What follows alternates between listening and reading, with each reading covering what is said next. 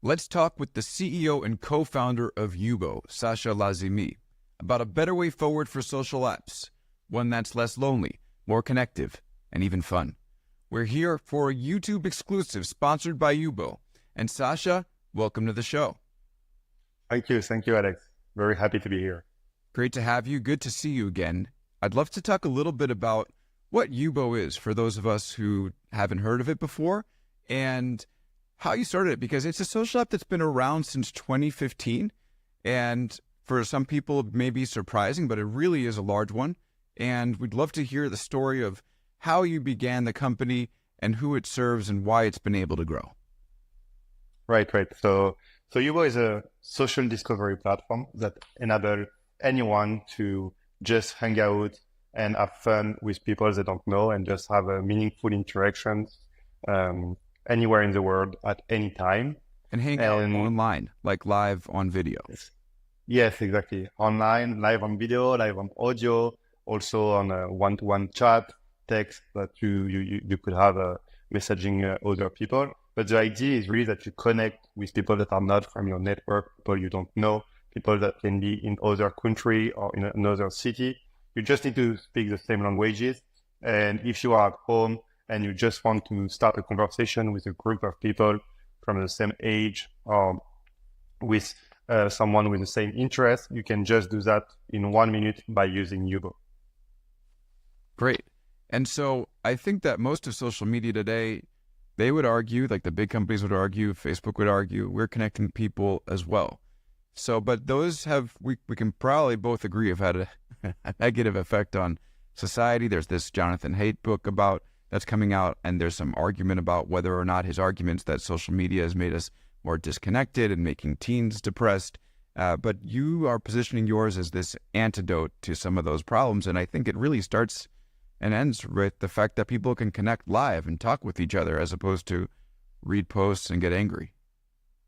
Yes, exactly. And to be honest, social network today fail at being social and making people socialize online. And that's exactly how and why we created Yubo as a platform. Because on social network today, you are connected, but you browse video content and you look for media, for brand, but you are very passive on what you are doing and you feel more and more lonely. And there is really no way to socialize like you would do if you were going to a festival, to a bar, and to meet new people, to make new friends. This is really a different experience.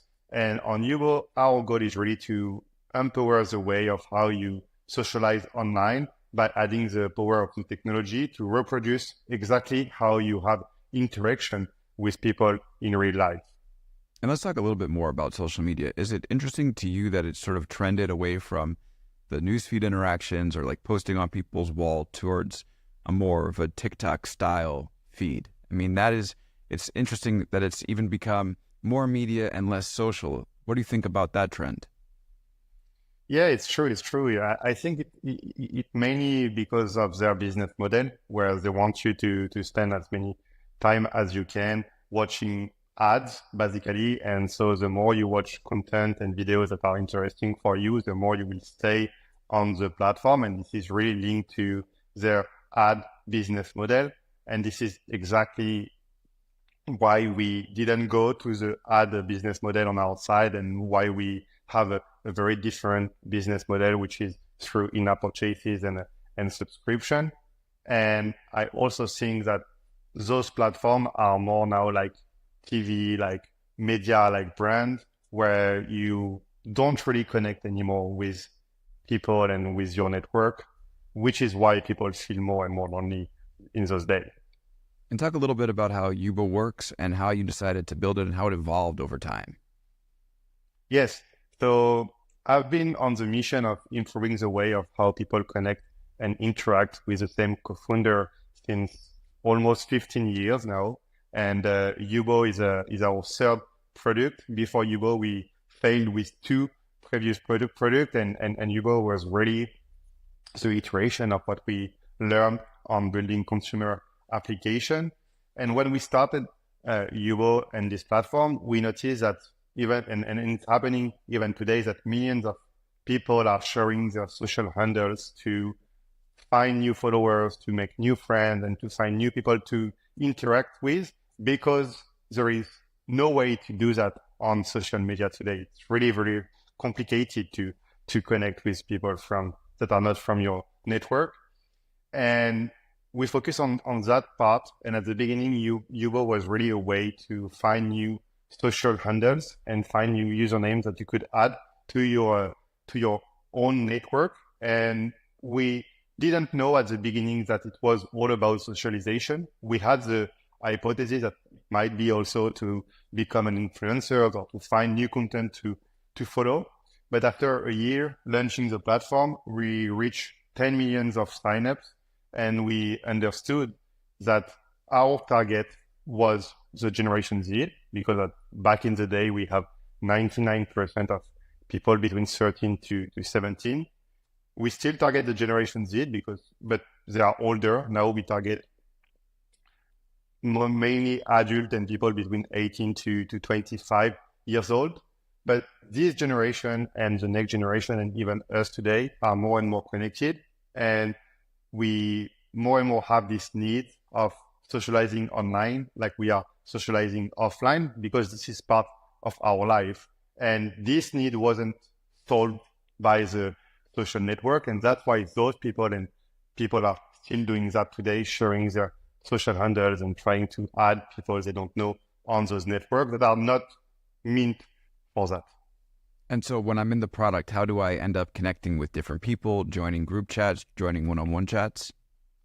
So it's exactly like in real life. So let's say that you enter in a festival or in a bar where everyone wants to socialize. What would happen? You would have a small group of people that will be together naturally speaking about a different subject, speaking about their interest, speaking about a movie or debating.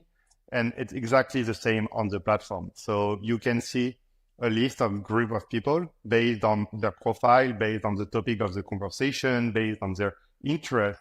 And as in real life, you can enter in the room, you can listen to what they are saying, and they can invite you to join the conversation right away. And you can start interacting with video, audio, and chat, everything in real time. And this is working great because 95% of rooms have only streamers that are speaking together, and it's on average 4 to 5 people that are speaking together, exactly like it would be at a festival where people are just discovering each other and speaking as a group. And so you really want to emphasize for this app, there's social discovery that happens. I've been hearing that in this conversation, right? You talked earlier about social discovery, and clearly the way that the product is set up is for discovery. So can you talk a little bit more about how people discover others in the app?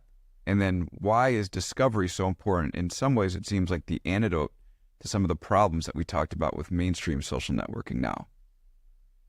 Yes, it's a good point. So when you sign up on the platform, we are going to, at the beginning, do an age estimation of your profile, because safety is very important for us. And even in real life, you want to meet people in a safe space. And this is exactly what we are doing.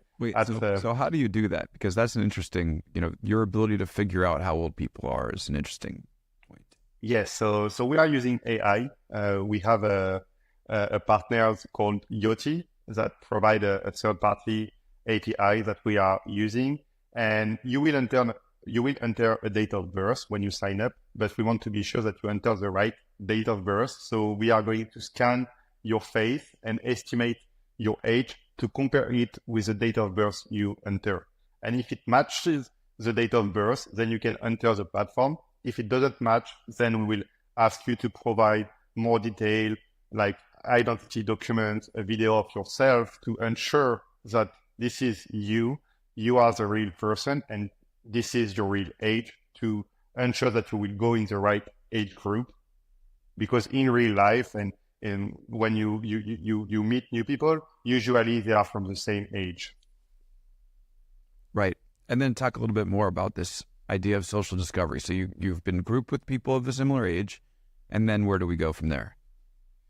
Yeah, so the goal on the platform is really to make sure that you will speak with as many people as you want, and you will be able to either select an interest because you play Fortnite, for example, or you watch Batman movie. So you can click on this interest and you can find people that have this interest and you can send friend requests to those people.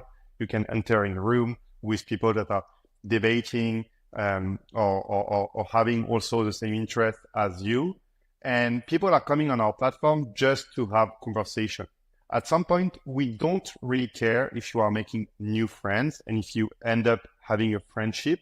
What we care is that you have conversation with other people and you are socializing with other people. Right.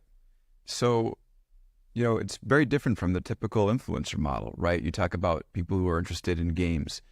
Typical, the thing that's worked most well on social media has been you go on Twitch and you watch somebody play Fortnite, not that you speak with other people that play Fortnite. So it's a very counterintuitive insight, right, in terms of the way that you want to handle this.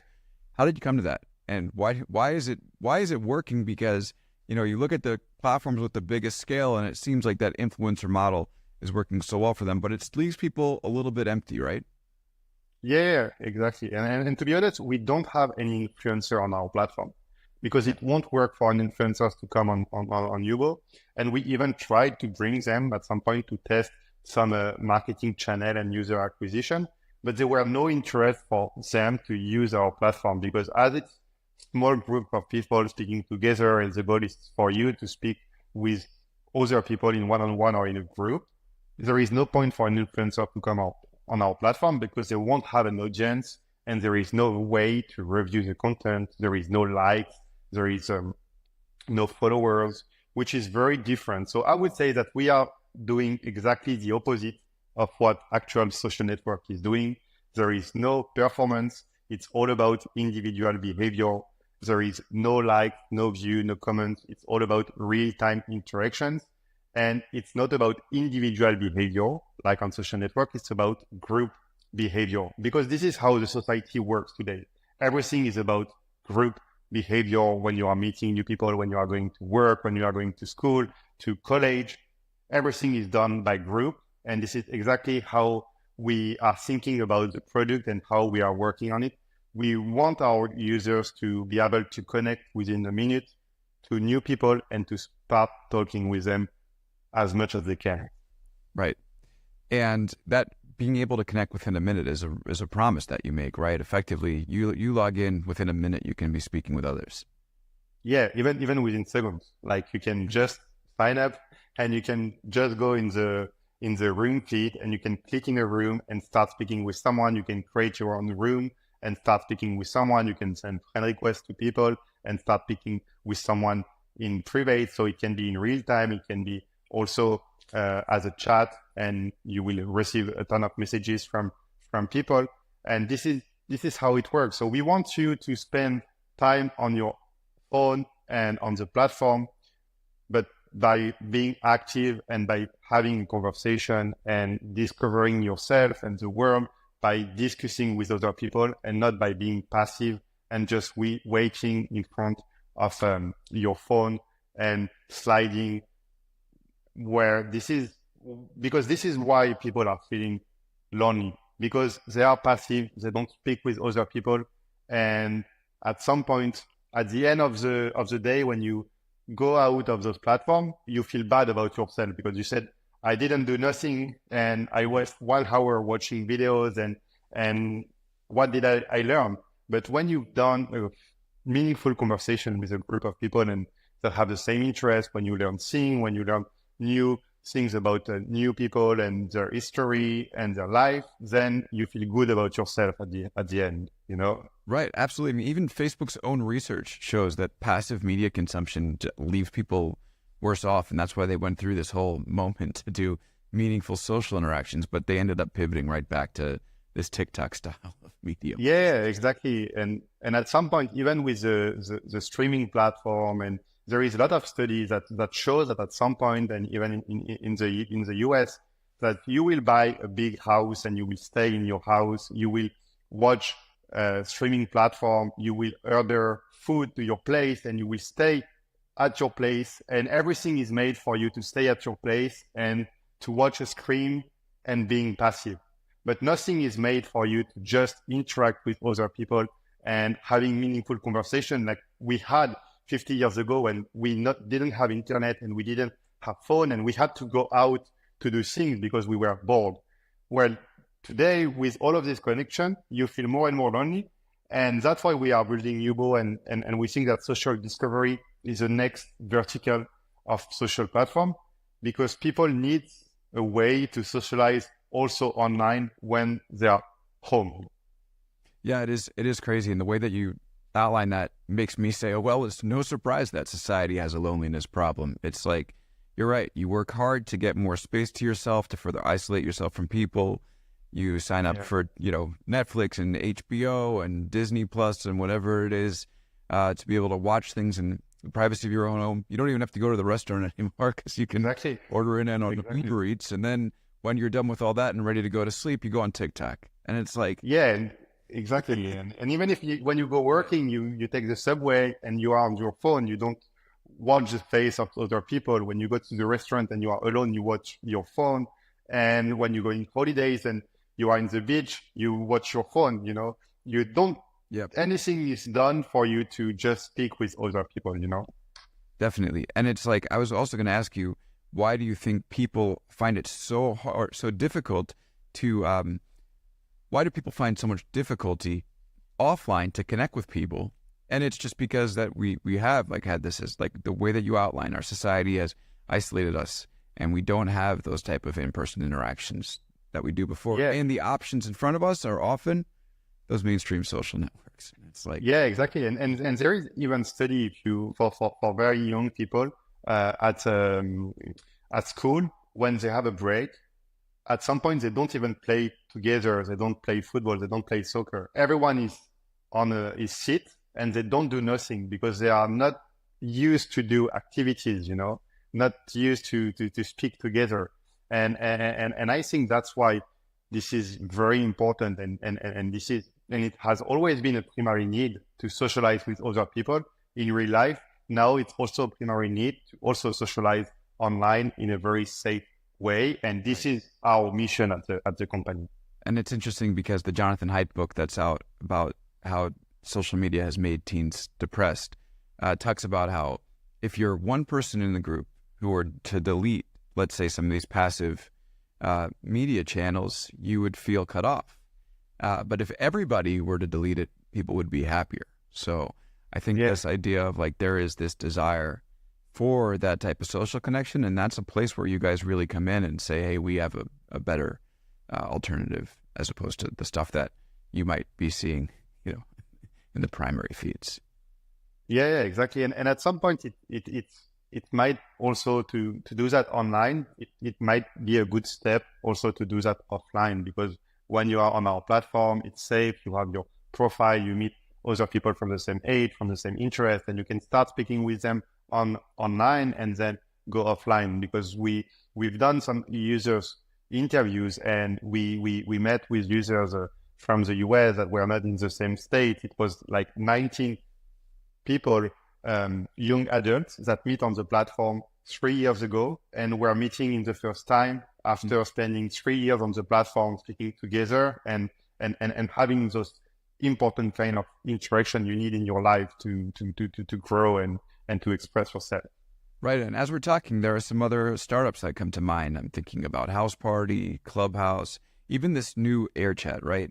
And they all seem to be a way to try to connect community online. They've gone through their struggles. So what do you think makes Yubo different?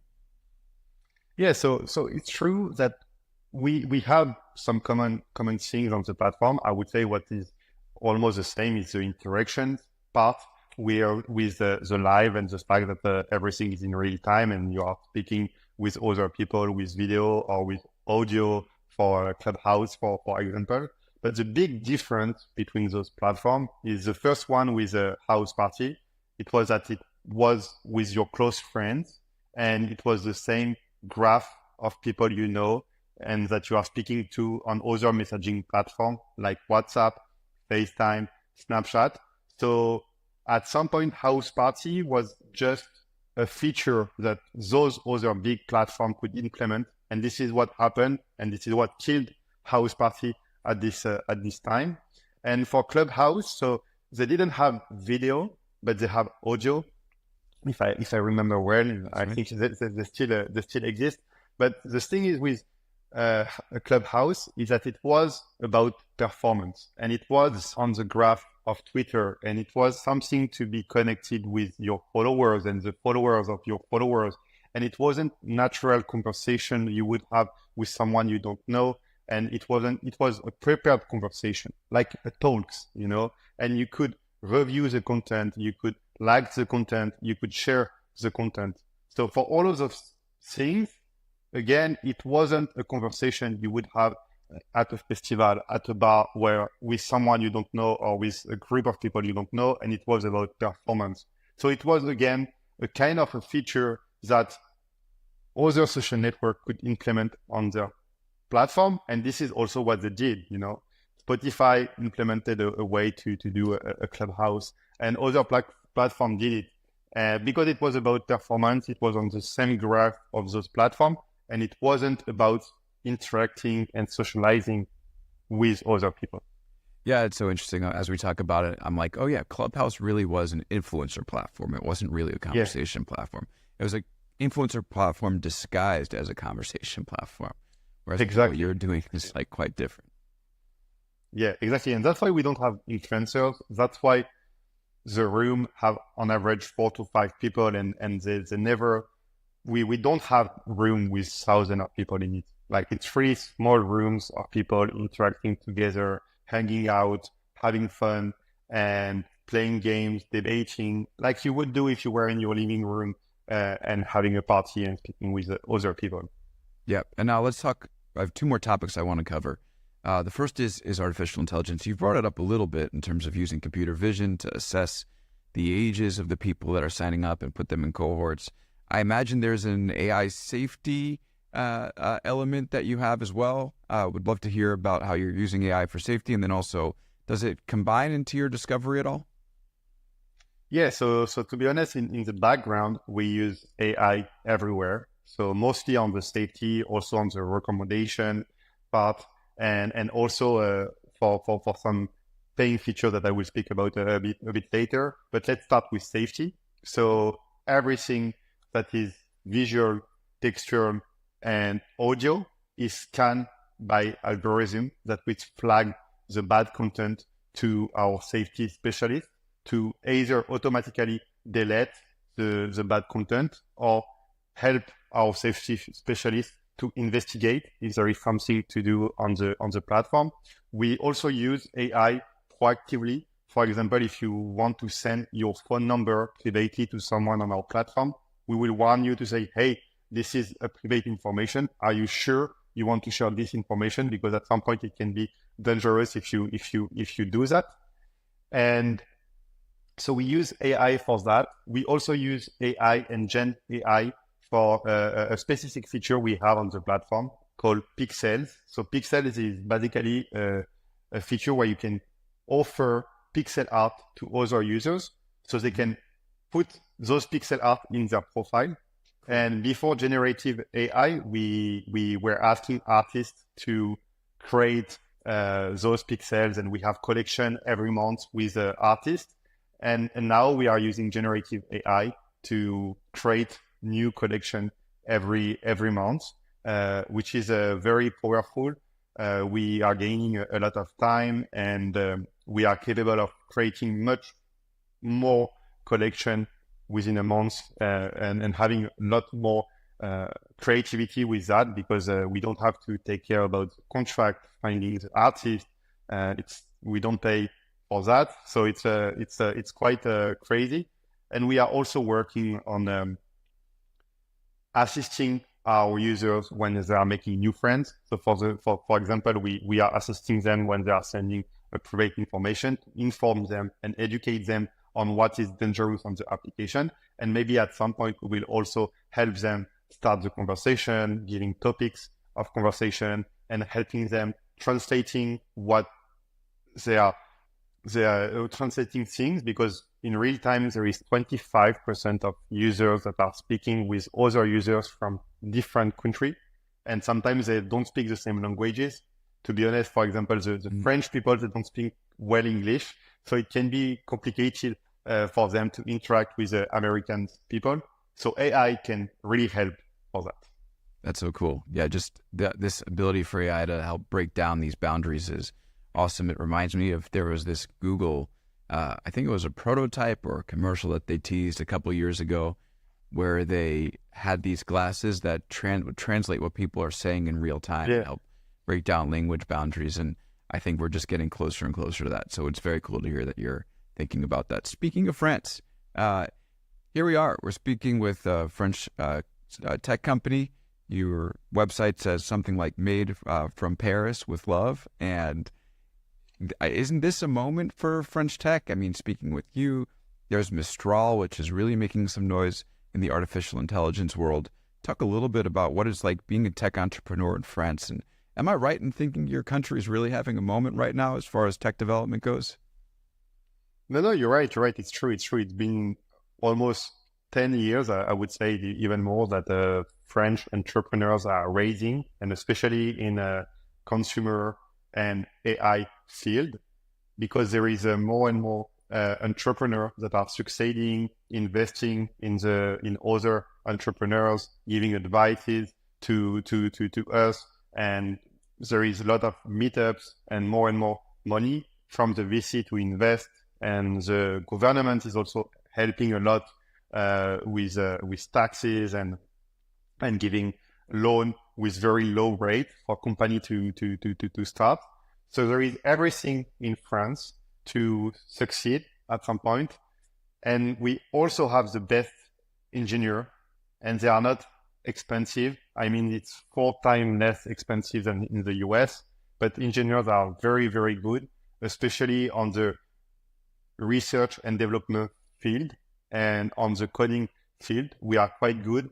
I think that Facebook and Apple opened, and also Google opened a research and development in AI in France, because we have very strong engineers here. And I can attest, me and my co-founder, we come from engineering school, and we know that we have very strong potential here. So I think that's why we are succeeding so far. Yeah, and of course, one of my favorite thinkers to speak with on AI is Jan LeCun, another man from France. So yeah, exactly. Definitely elevating the whole field, really. And it's been cool to watch this rise. Well, Sacha, yeah, there is also Photoroom. Yes. I know the guys, but Photoroom are great. There is also a lot of gaming company like Madbox, Homa Games, that are very, very powerful and emerging today. I think I need to, book a flight over to go see the country, which I've been to once and very much enjoyed, and also meet the terrific tech entrepreneurs out there. Sacha, thank you so much for joining. It was great speaking with you. Congrats with everything that you're doing with Yubo. For people who are interested in downloading the app and getting started, what would you recommend they do? I recommend they go on our website, yubo.live. They can go on the Apple Store or on the Play Store, and they can download the app right away. And within a minute, start speaking with other people. Sacha Lazimi, great speaking with you. Thanks for joining us here on YouTube. Thank you, Alex. All right, everybody, thanks for watching. We'll be back with a new video shortly.